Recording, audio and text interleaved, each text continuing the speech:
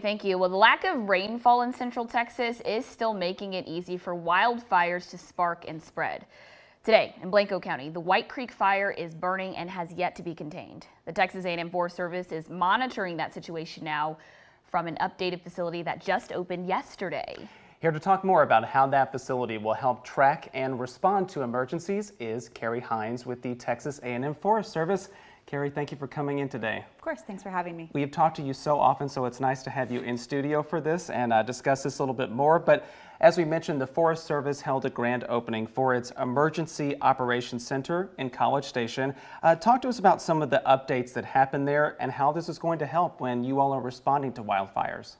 So our headquarters there in College Station has been home to our Emergency Operations Center now for over a decade, and it got a facelift. We were able to go from 8 desks to 24 and have some state-of-the-art technology in order to track wildfire risk and wildfires themselves across the state.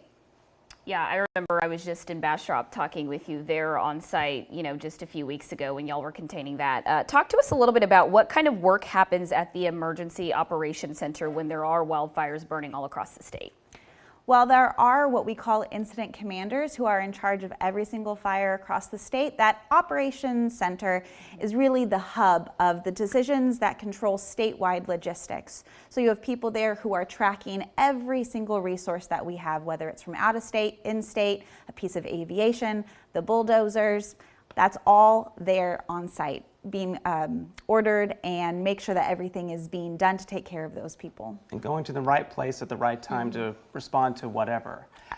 In addition, which entities helped you all be able to do some of these upgrades there at the Emergency Operations Center? So the Texas A&M University system did provide the funds needed to upgrade.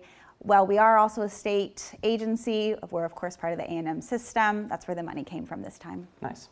So having an updated Emergency Operations Center, we know that, Texas is growing, and fast.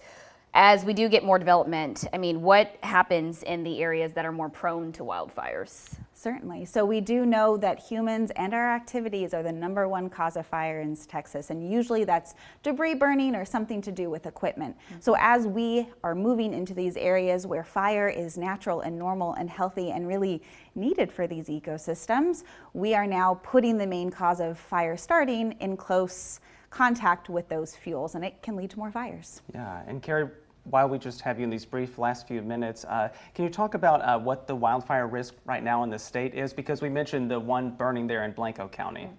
So right now, thankfully, the state has seen some decent recent moisture, not enough to bring us up to average, as I'm sure your meteorologist could tell us.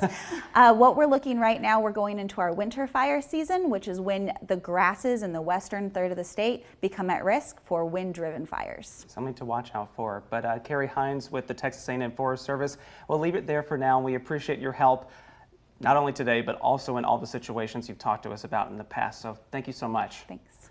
And we'll be right back after this.